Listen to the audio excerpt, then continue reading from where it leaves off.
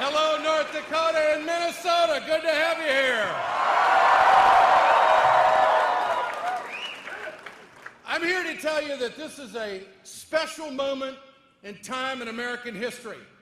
This is going to be an election about absolutes. Absolutely, Bernie Sanders is in your corner.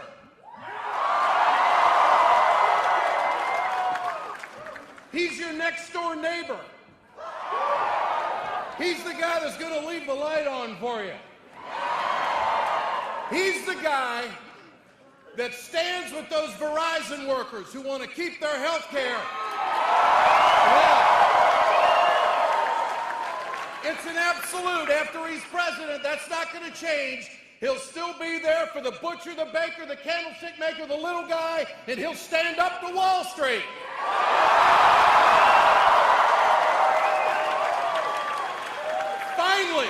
Finally, in your generation, you have an opportunity to support someone who can't be bought.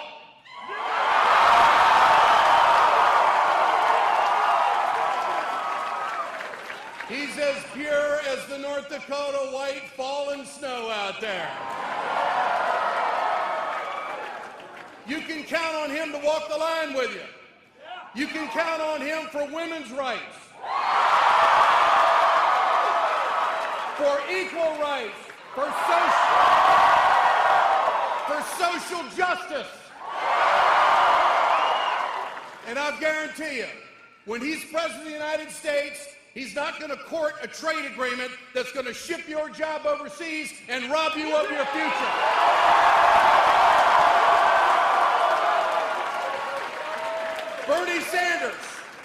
Bernie Sanders was the man who stood up back in the 90s and said no to favored nation trading status with China, because all that's going to do is ship our jobs overseas and create a trade deficit that we're not going to be able to handle. Do you know that our trade deficit with China right now, they can build 2 F-18 fighters every day and not spend a dime? Those are your jobs.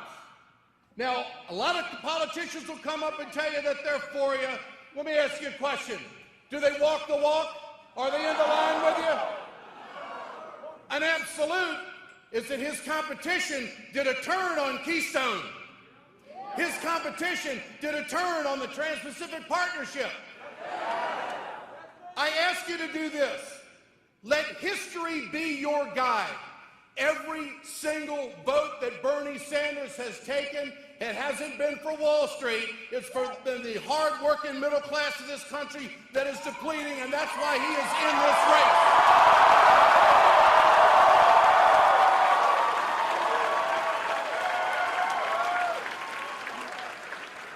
I ask you to not only show up here today, I ask you to go do the due diligence, and you be fair to your family. You vote for their future. You vote for a future that you can believe in. You take the heart, the soul, the desire of this country to the next generation. You can have a better life. You can have the hope. You can make it happen.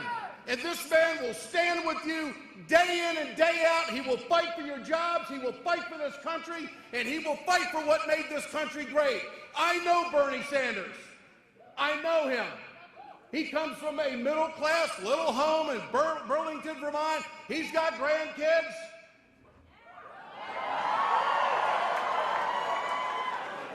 He's like you. He probably eats a little bit too much ice cream every now and then.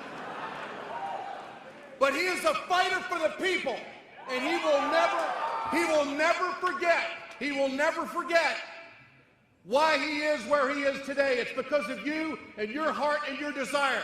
One final point. In 2009, when I was doing a cable show and I was doing a network radio show around the country, I did a Voices of America tour. And I went to 25 cities around the country. And what Bernie was saying on the cables, I kept hearing at these town halls. I came back to my team, I said, this guy knows where America is. He's saying all the things that all these folks are talking about. I ask you to do the due diligence for America. We're in this thing to the end. Don't give up. We're going to change this country. We're going to change this system, and we're going to show who the hell runs Wall Street. That's Main Street.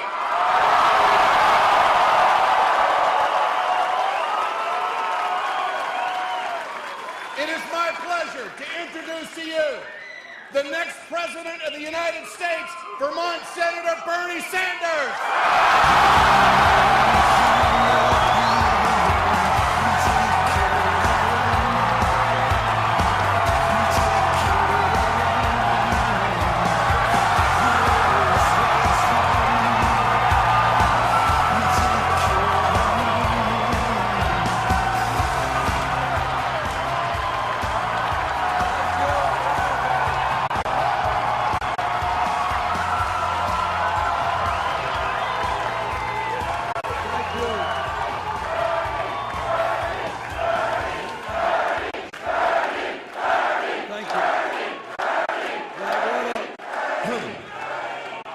I want to thank all of the people who came and introduced me, and I want to thank Prairie Rose Seminole and State Senator Tim Mattern. But I want to say a special word about your native son here.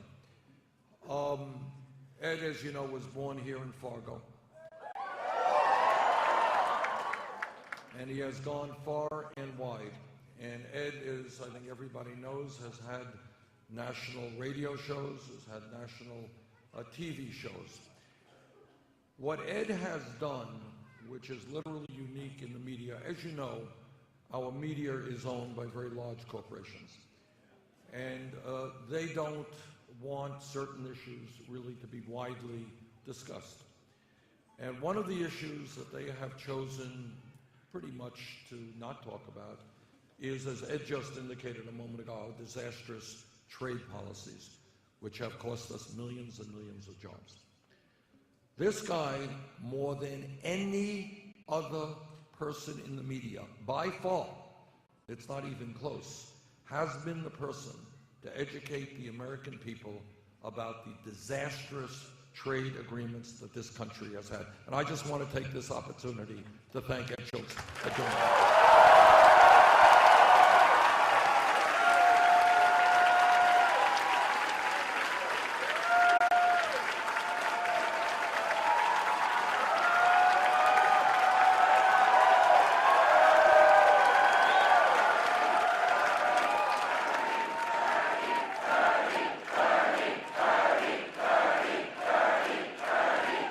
Sounds to me, you know, somebody who's known Ed Schultz for many years, sounds to me that you raise tough and good people here in Fargo.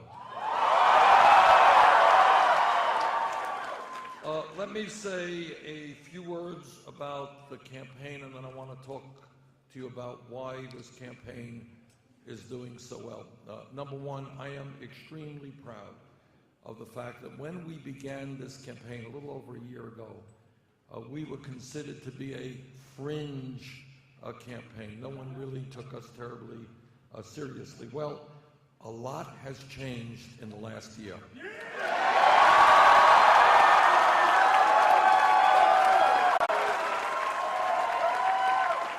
Wall Street is not too happy about it.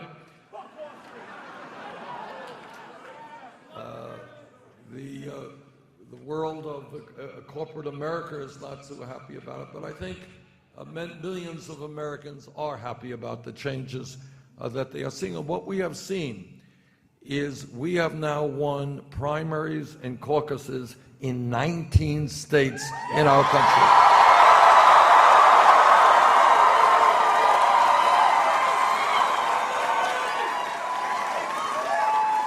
And on June 7th, with your help, we're going to win the caucus here in North Dakota.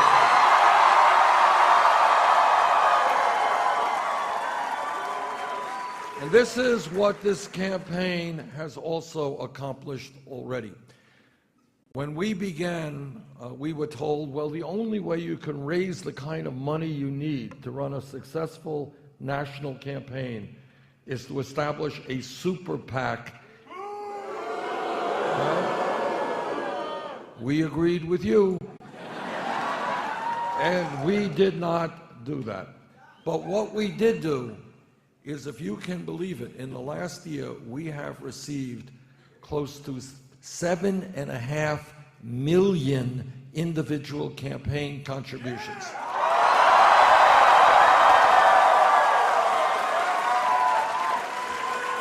And what that has shown, and this is a really profound political lesson for America, it has shown you can run a winning national campaign without being dependent on Wall Street and the big money interest. I'm proud of that.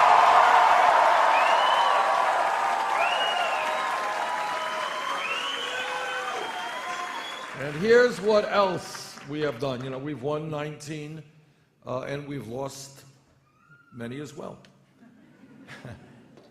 But in virtually every campaign in all of the states, virtually every one, every poll that I have seen, something very interesting is occurring. You know what's occurring? We win, and in many ways, overwhelmingly, the votes of young people.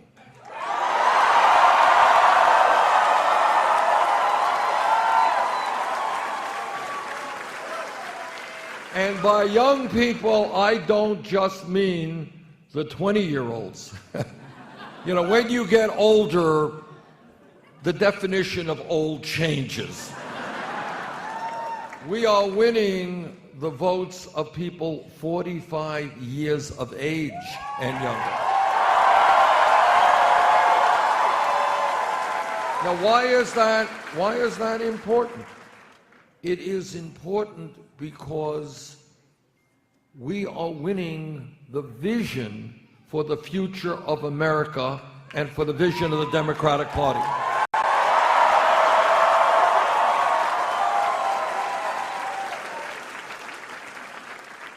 Now, one of the reasons that Donald Trump is not going to be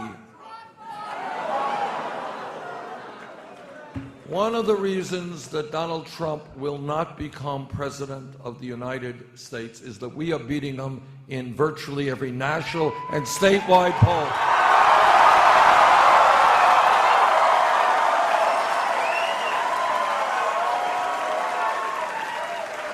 And our job, which we are going to undertake in a very aggressive way, is not only to do our best to win here in North Dakota and the remaining 7 states that are left, and to end up, and it's a steep hill and we acknowledge it from day one. Yeah, I think we can. We're gonna have to win. It's not easy. But here in North Dakota and the remaining 7 other states, we have to win about 65% of the pledged delegates. Right now, we're at about 45.5%. I want to be at 50% plus 1. So that's task number 1. So you guys are going to have to come out in large numbers and give us a great victory here in North Dakota.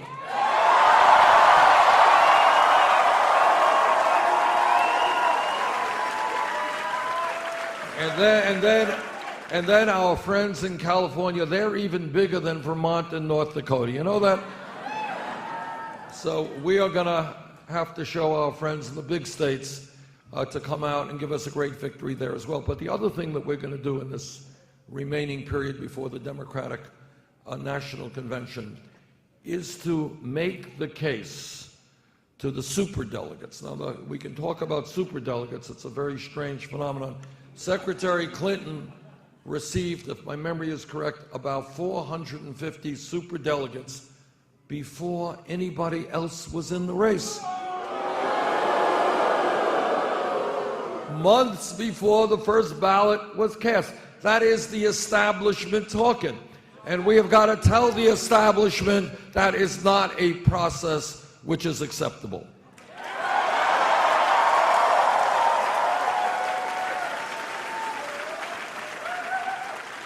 And the case that I think we can make, not only is it kind of wrong from a democratic process point of view, the real case that we can make and must make is that all of us, you know, whether it's Hillary Clinton or myself or anybody else, we agree Donald Trump must not become president of the United States.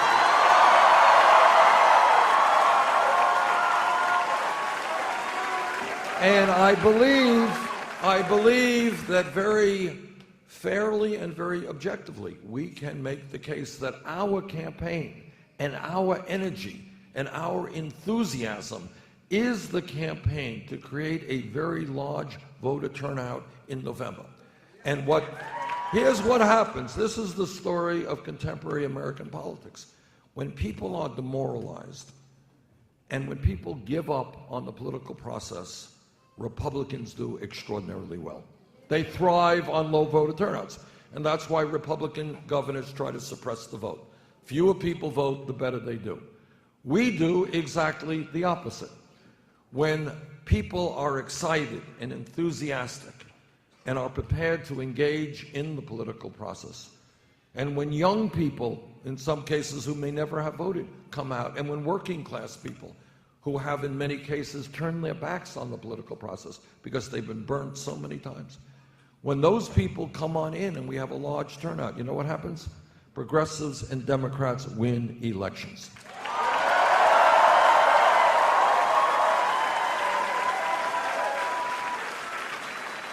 So I believe it is not just the polling which has us in virtually every instance doing better than Secretary Clinton against Trump. It is the fact that we have the energy to create the kind of turnout that will mean not only a victory for the president's race, but for the United States Senate, for the House, and for governor's races all over this country.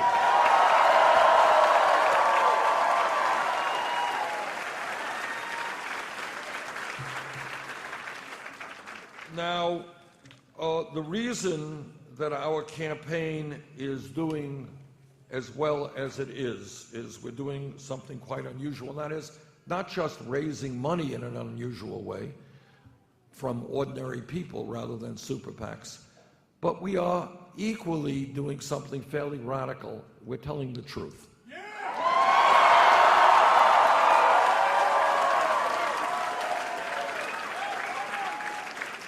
We're telling the truth at a time when the truth is not always easy or pleasant to tell. But what I believe, and I think most of you know, is that whether it's in our own personal lives or in the political life of the nation, if we do not confront reality and the truth, and if we simply push problems underneath the table, they are not going to be addressed. They are not going to be resolved, and that is the cowardly thing to do. So what this campaign is about is saying, look, these are our problems. We believe these are our solutions, and let's go forward. And let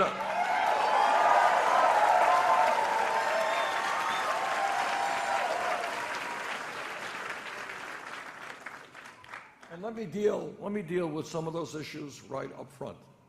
First point that I want to make is you can watch television 24 hours a day, 7 days a week, and television will not give you the reality of American life. You have got to determine that reality. You are the only people, the ordinary people of this country, the middle class, the working class, low-income people. We are the people whose lives are the reality of the American people. And just because you don't see it on TV does not make it true. All right? What are the truths? All right, let's talk about them. For a start, no, that is exactly not the truth. The truth is you, not me.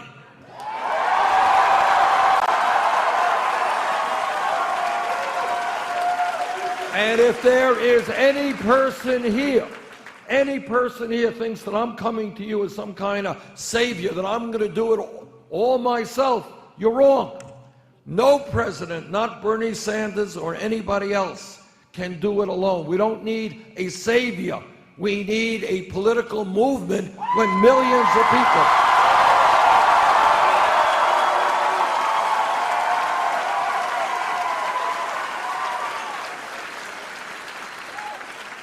See, there are people who are voting for Donald Trump who think he's going to do it all. Wrong. The only way that real change ever takes place is when millions of people stand up and fight back. That's what this campaign is about.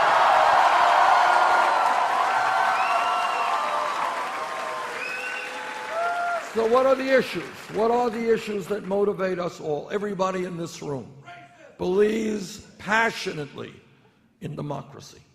And I want to tell you that today, democracy, the very simple and beautiful system which says one person, one vote, that every person in this room who's an American citizen is equal under the law to have a right to vote and determine the future of this country. That system of democracy today is under deep assault. We have a campaign finance system which is corrupt. And I want you all not to take for granted what we see every day in the papers. It is not acceptable that Wall Street and billionaires and their super PACs buy elections.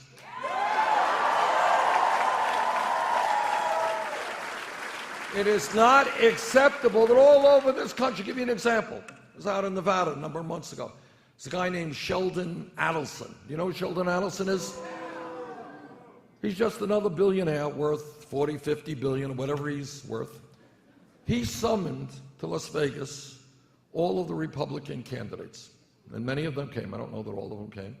And he did a call, and essentially he said, all right, Republican candidates, what are you going to do for me? I'm worth 40, 50 billion dollars. I'm prepared to put hundreds of millions of dollars into your campaign. Tell me what you're going to do for me. That's not democracy. That is oligarchy.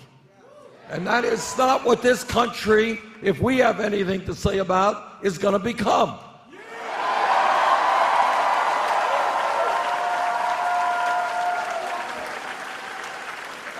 I believe and you believe that every person in this room, whether you're low income, whether you're working class, middle class, you are as important in the political process as are the Koch brothers or Adelson or the other billionaires who are trying to buy elections right now. And that is why together we're going to overturn this disastrous Citizens United Supreme Court decision.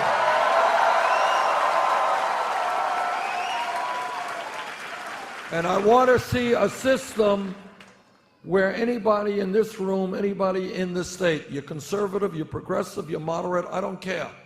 But I want you to be able to run for office, to fight for your point of view without having to be dependent on millionaires for your campaign funding.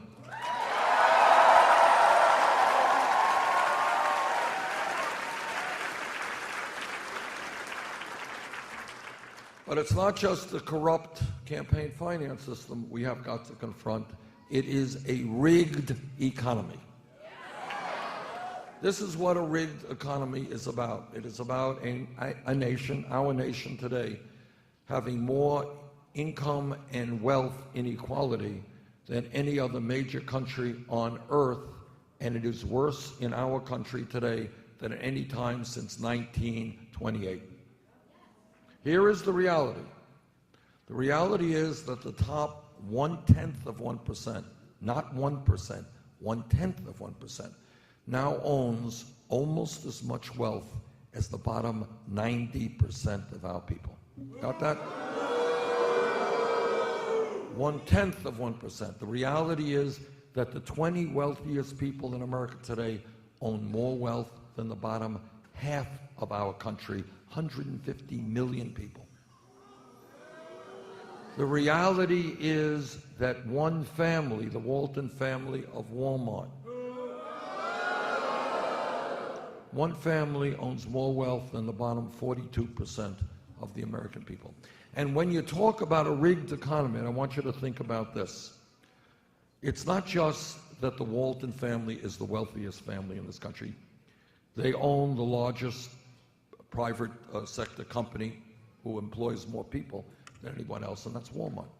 Now, what is interesting about Walmart? What is interesting about them? Poverty wages. Is that what you said? That's the point. So think for a minute. You got the wealthiest family in America paying their workers starvation wages, which results in the fact that many of those workers are forced to go on Medicaid and in food stamps. We got anybody here working at Walmart's? You did? Okay. Dad does. Okay. People So you got workers at Walmart going on food stamps and Medicaid because they don't get the wages and the benefits they need. And who pays for those food stamps and Medicaid? The working families of America are subsidizing the wages of the wealthiest family in this country, worth well over $100 billion. Now, that is what a rigged economy is about. The rich get richer, poor get poorer, and then the middle class ends up subsidizing the very, very rich. So I say to the Walton family, get off of welfare.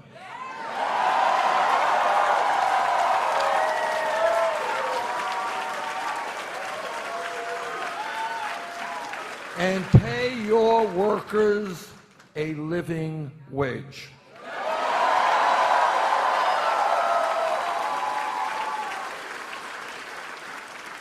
Today, in America, in my state, and I'm sure in your state, we have people who are working not one job, but they're working 2 or 3 jobs, trying to cobble together some the income they need to take care of their families and some health care. What our goal together must be is to create an economy that works for everybody, not just the 1%.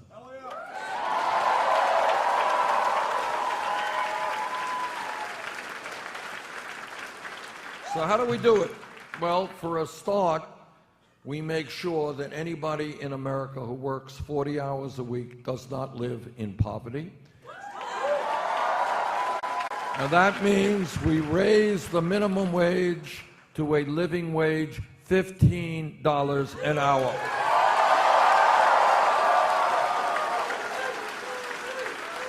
It means that we end the absurdity of women in America making 79 cents on the dollar compared to men.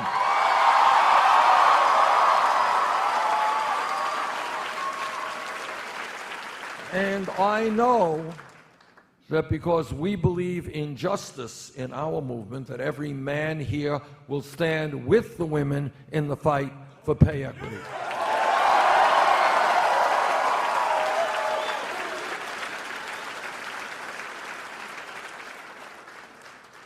I was in Flint, Michigan several months ago, and I had the painful experience of talking to parents whose children were poisoned and suffered brain damage because of the poison and the lead in the water they were drinking.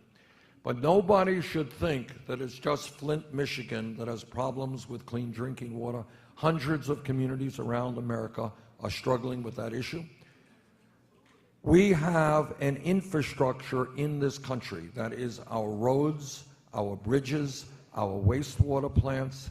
We used to have the strongest cutting-edge rail system in the world, no longer the case. Many of our airports are becoming older and obsolete. We have levees and dams that are in very fragile condition. This is the United States of America. Our infrastructure should not be collapsing. Together, by investing $1 trillion over 5 years, we're going to create 13 million good-paying jobs and rebuild our infrastructure.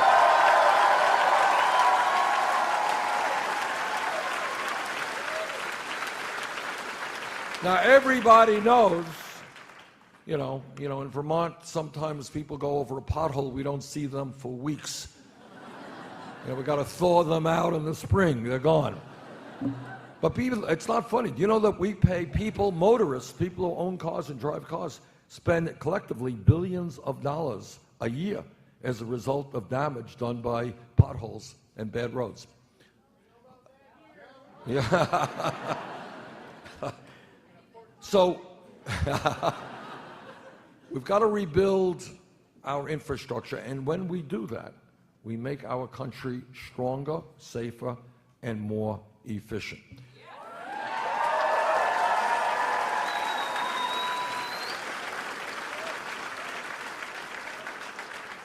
And Ed Schultz talked to you about, and he has spent the last many years of his life educating the American people on this, that if we're going to rebuild the American middle class, We cannot continue these disastrous trade agreements like NAFTA, CAFTA, and permanent normal trade relations with China. Now, the young people may not know it, so you'll have to trust me on this one. But there was once a time when you can go into a department store and buy products made in the United States of America. Now, I know young people don't believe me, but check it out, Google it, you'll find that it's true. But what has happened over the last 30 years or more, corporations have made a decision. Now, first of all, you got to understand, corporations wrote these trade agreements, okay? They wrote them, not ordinary people. They wrote them to benefit corporations. And what do corporations want? You don't need a PhD in economics to figure out. If you are a General Electric, you're United Technologies, you're a large multinational corporations, do you really want to pay workers in the United States a living wage, provide them with decent benefits, have to accept regulations that protect the environment? Do you want to do that? No, you don't want to do that. You'd rather shut down in this country, move to China, move to Mexico, and pay people very, very low wages, and then you bring your products back into this country. Guy who is the former head of General Electric, his name was Jack Welch. They called him Neutron Jack because he moved very quickly to shut down plants in America. And he said, this is what one of the leading businessmen in America said a number of years ago. He said, if I had my druthers, I would put our manufacturing plants on barges. And I would take those barges to those countries where the wages were lowest. This is one of the leading businessmen in America. General Electric has done it. I was just in Indiana a couple of weeks ago. United Technologies throwing 2,100 workers out on the streets in Indiana. They're moving to Mexico where they're going to pay people there $3 an hour. It's happened in your state. It's happened in my state. Truth is, over the last 35 years, we've lost tens and tens and tens of thousands of factories shut down, moved abroad, and we have lost millions of decent-paying jobs. Our message to corporate America is that if you want us to purchase your products, and every night on TV you see those ads, buy, buy, buy. If you want us to buy your products, you're damn well going to have to stop manufacturing those products in America, not in China.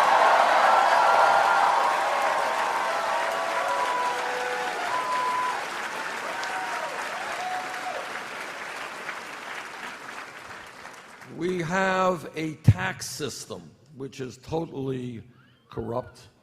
It allows in a given year corporations that make billions of dollars in profit to stash their money in the Cayman Islands and in Bermuda and in other tax havens, and in a given year not pay a nickel in federal income tax. We have people on Wall Street, hedge fund managers, who make millions and millions of dollars a year. Their effective tax rate is lower than what many of you pay. So our message to the wealthiest people in this country and our message to corporate America is, you know what? The rich are getting richer. Corporations are enjoying fantastic profits. You are going to start paying your fair share of taxes.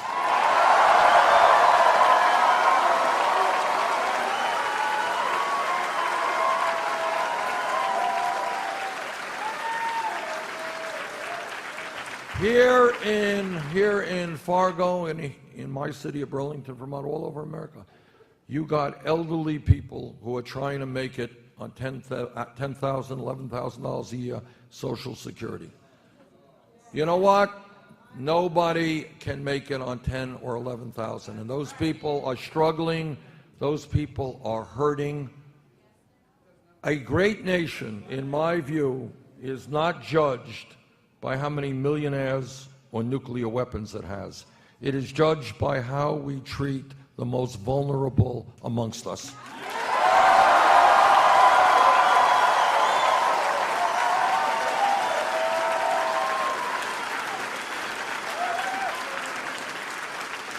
Now, my Republican colleagues in the Senate, they've got a brilliant idea on how we should deal with Social Security and with the issues of people with disabilities and with disabled veterans.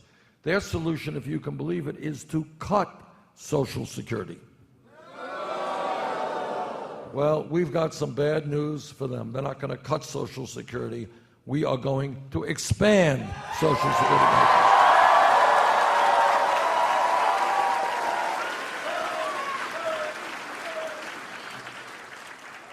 This campaign has been talking to young people.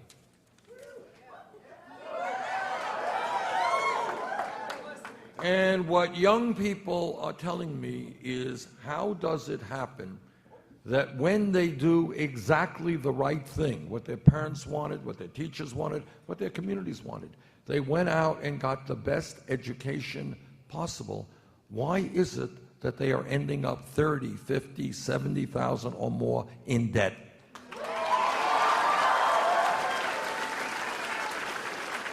Anybody here with student debt? Unbelievable. Every place I go, it's the same thing. It is millions of people struggling with student debt. And I could tell you horrific stories about people who are $300,000 or $400,000 in debt, people who dropped out of college, $60,000 in debt after 2 years, people who have been paying off their debt for 25 years and are more in debt today than when they first took out their loan. But we have got to do two things with regard to higher education in this country. And again, what this campaign is about is thinking outside of the box, outside of the status quo. If we all understand, as I think we all do, that education and learning is inherent in who we are as human beings, and we want to keep learning until the day we die. And if we also understand that we are living in an increasingly competitive global economy, it is a no-brainer to understand that we need the best educated workforce in the world, right? Everybody knows. I'm not saying anything that everybody in America doesn't understand. Technology has changed. The economy has changed. We need our people, and our people need more education than they used to.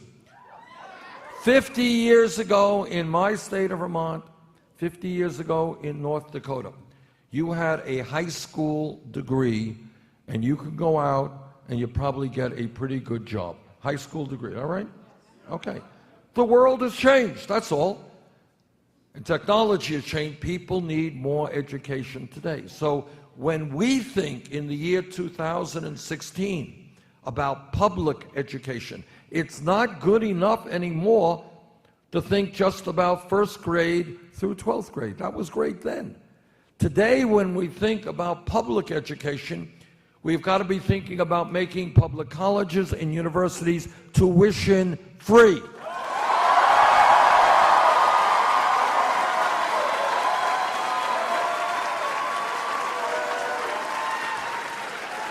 Now, I mean this very seriously. I'm going to ask you a question. Does anybody think that that is a radical idea? No. It really is not. It is not a radical idea. It is an absolutely common sense idea whose time will come. Our job is to make it come sooner rather than later.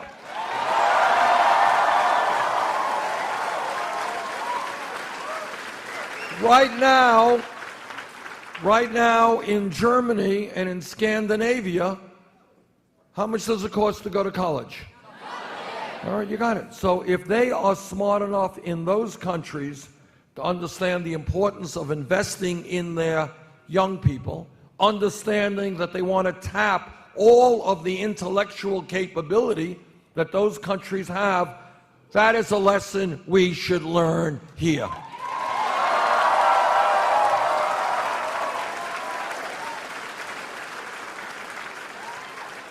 And then there's the other issue. What do we do with the student debt?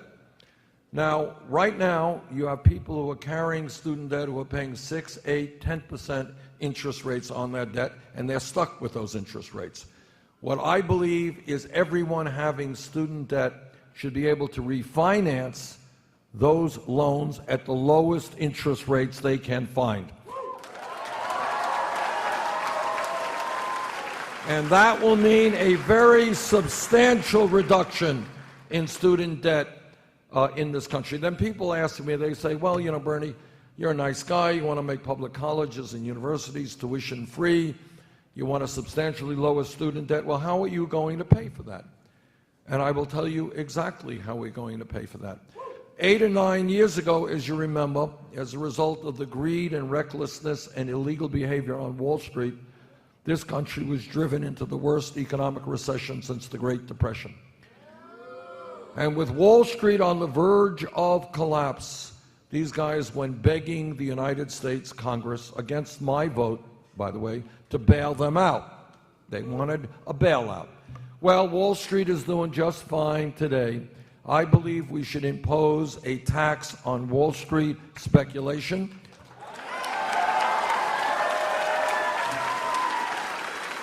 Which will bring in more than enough money to make public colleges and universities tuition free and substantially lower student debt.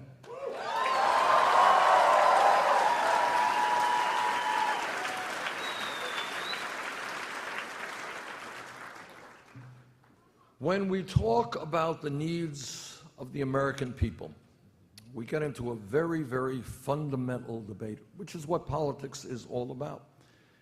What are our rights as people? Well, we all know we have a great constitution, a brilliant constitution, which says that we have freedom of speech, freedom of religion, freedom to do this and freedom to do that.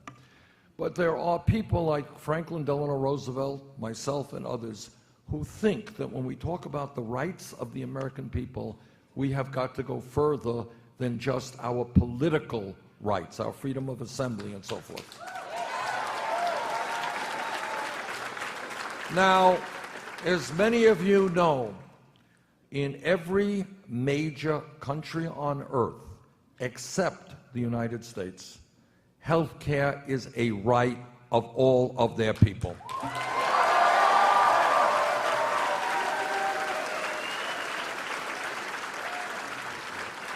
So this is true in the United Kingdom, France, Germany, Holland, all of Scandinavia. You guys border on Canada, right? Well, it is true in Canada as well. They have had a system of universal health care for many decades now. And I live 50 miles away from the Canadian border near Quebec. Now, it seems to me that when we look at the needs of the American people, we should decide whether or not we believe this. But I'll tell you what I believe. I believe that health care is a right for all people, not just the privileged.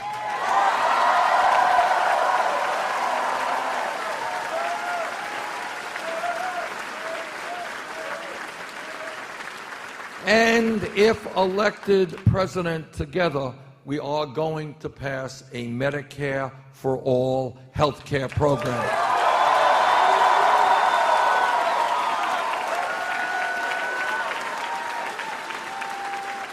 And when we do that, because right now we pay by far the highest costs, we spend far more for health care per capita than any other country on earth. We can save middle-class families thousands of dollars a year by moving toward a Medicare for all system. But in addition to that, this is what we do. Think about what this means.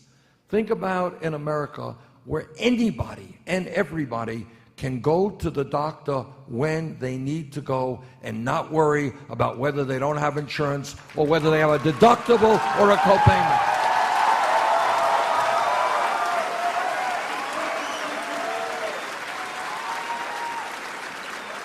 Think about an America where people can get the prescription drugs they need and not be ripped off by the drug companies.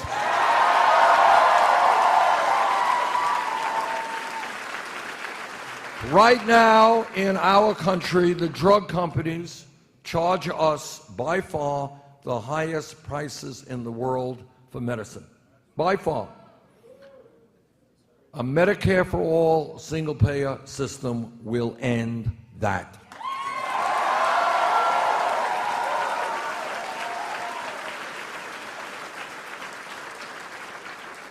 I am a member of the U.S. Senate Committee on the Environment. In my view, having talked to scientists all over this country and all over the world, the debate is over. Climate change is real. It is caused by human activity, and it is already causing devastating problems in our country and around the world.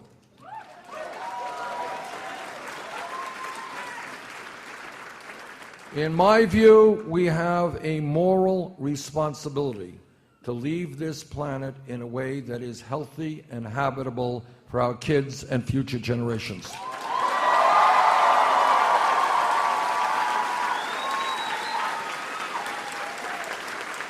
Now, I am more than aware that North Dakota is a fossil fuel state.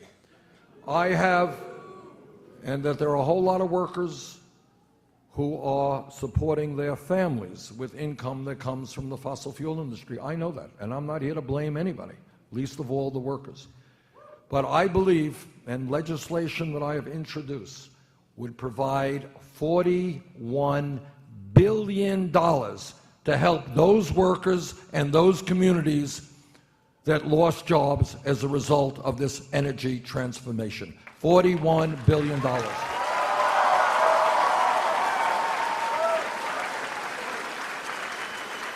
Our job, our goal is not to punish the workers, it is to save this planet.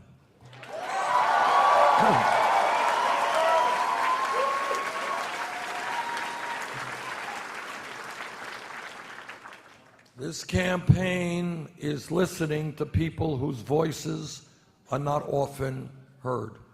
We are listening to our brothers and sisters in the African American community.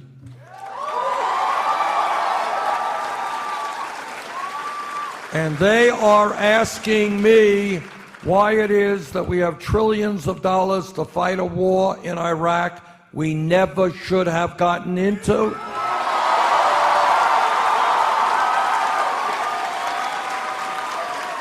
A war that I vigorously opposed, but they are asking, how do we have trillions for a war in Iraq, but we don't have enough money to rebuild the inner cities of America?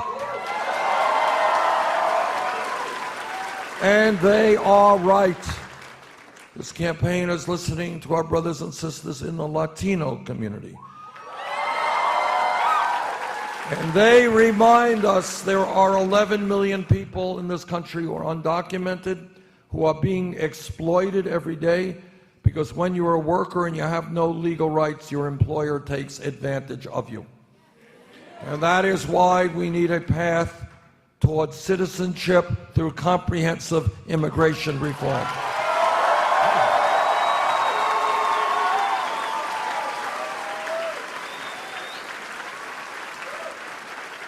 And this campaign is listening to a people whose pain is almost never heard, and that is people in the Native American community.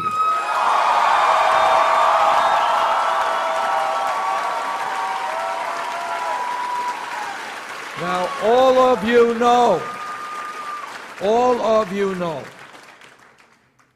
know that from before this country was a country, when the first settlers came here, the Native American people were lied to, they were cheated, and treaties they negotiated were broken. You also know that our culture and some of the best parts of our nation are indebted to the wisdom and the work of the Native American people.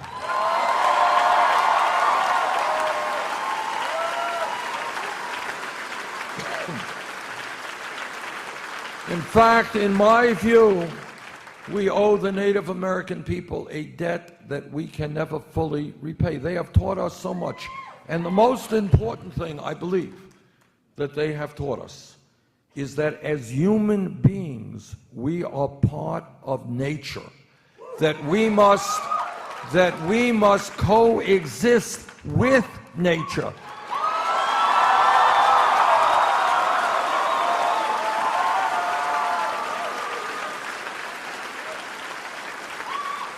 And that if we destroy nature, you know what we're doing? We are destroying the human species. We're destroying ourselves.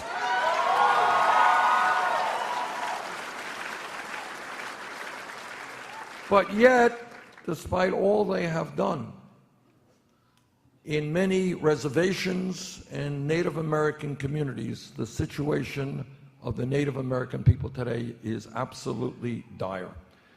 I was yesterday in Pine Ridge in South Dakota. What I saw there is literally beyond belief.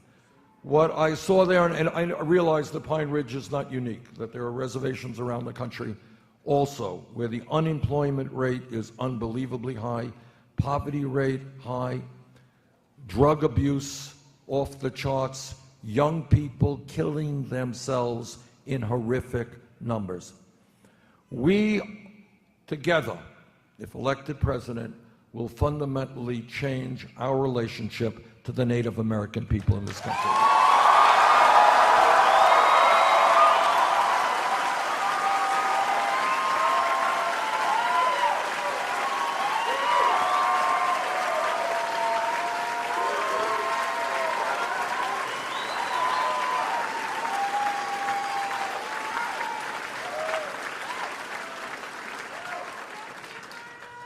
Real change, as everybody here knows or should know, never takes place from the top on down. It's never some president signing a document. Real change takes place when millions of people stand up, fight back, and demand that change.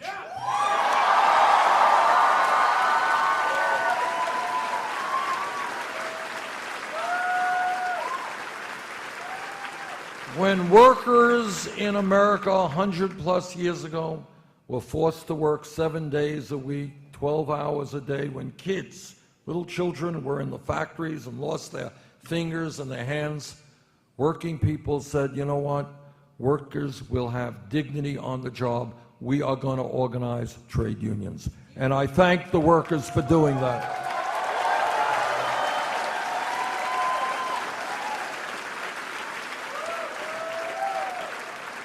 In the worst and ugliest moments of slavery in this country, there were African Americans and their allies who stood together. They were beaten, they were killed, they went to jail, but they stood together and said that the day will come in this country when racism and bigotry will end.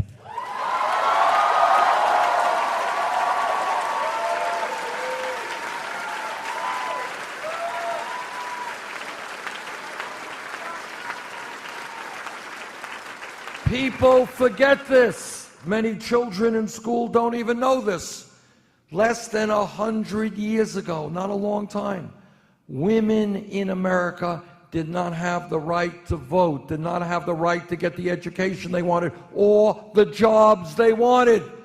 Whole sections of our society were denied to women, and the establishment and the system said to women, your place is at home having babies. That's what you're supposed to do. But women stood up and fought back.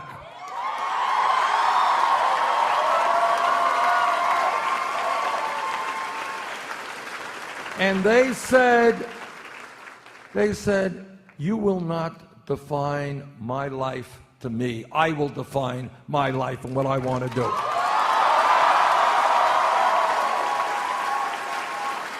And millions of women and their male allies made it clear that in this country, women will not be second-class citizens.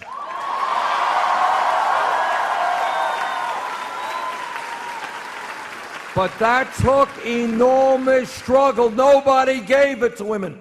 Think about how difficult that struggle was, not only standing up and fighting the establishment, but redefining one's role in society. And then if we were here, I'll give you another example, 10 years ago, no time at all, somebody jumps up and says, you know, Bernie, I think that by the year, say, 2015, gay marriage will be legal in every state in this country.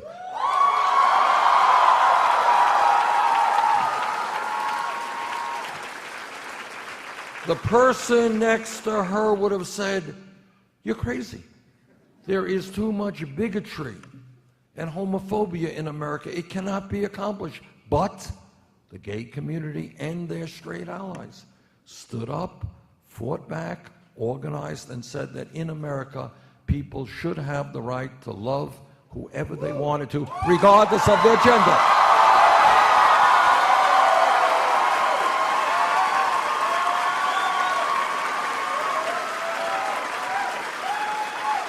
That's how change comes about.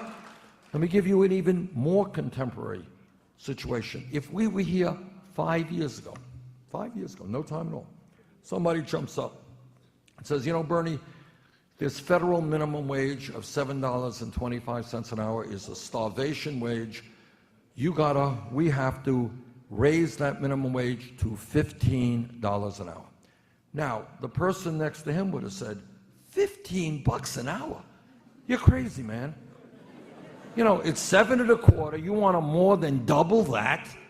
What are you smoking? You know, what are you? You know, you're too radical. You're really crazy. Maybe we can raise the minimum wage to $8, possible. $9, $10, who knows? But $15 an hour, never. But what happened? 3 years ago, workers in the fast food industry, in McDonald's, in Burger King, Wendy's, you know what? They went out on strike. They demonstrated. They stood up and they fought back. And then, a couple of years ago, in Seattle, Washington, they raised the minimum wage $15 an hour. San Francisco, Los Angeles.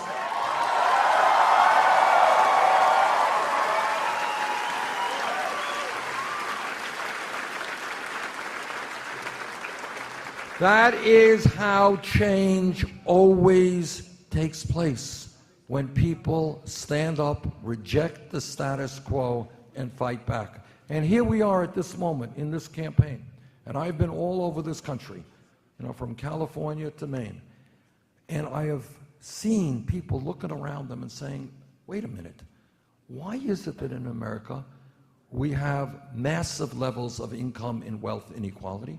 Why is it that I am working longer hours for low wages and almost all new income is going to the top 1%? Why is it that the middle class has been disappearing for 30 years? Why are we the only major country on earth that doesn't provide paid family and medical leave, doesn't provide health care to all people?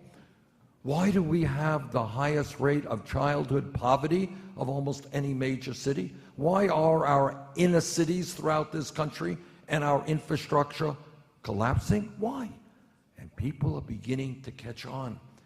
That once you start asking those questions, once you start getting involved politically, what seemed so hard yesterday will not be so hard tomorrow.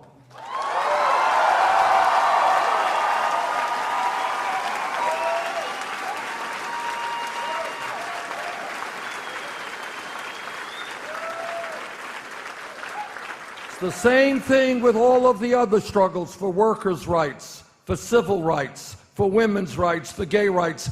What we're fighting for now is a country and a government that works for all of us, not just the 1%.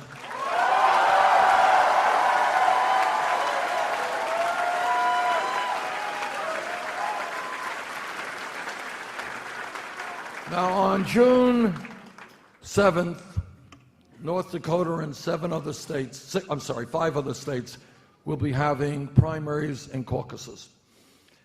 What we have learned throughout this campaign is we do well and we win when voter turnout is high. I hope, no, Minnesota already voted. All right. And we won Minnesota big.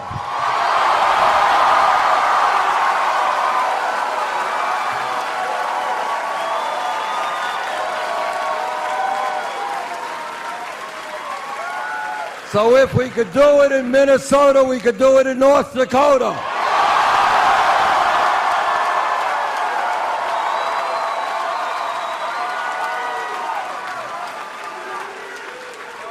I hope very much that on June 7th there will be a very, very large turnout at your caucus. And I hope that this beautiful state, and is, you know, we've driven around it a little bit, what a beautiful state you have, that this beautiful state will join many other states in the fight for the political revolution. Thank you all very much.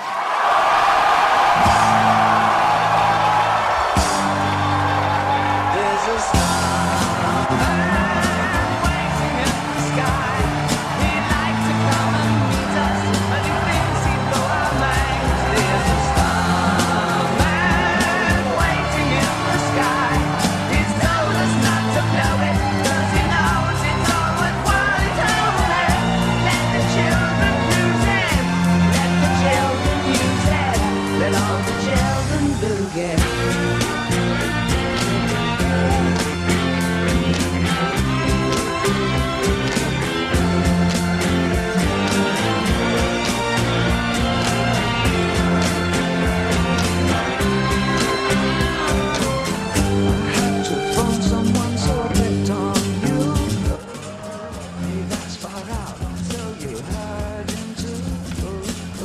Switch on the TV, we may pick him up on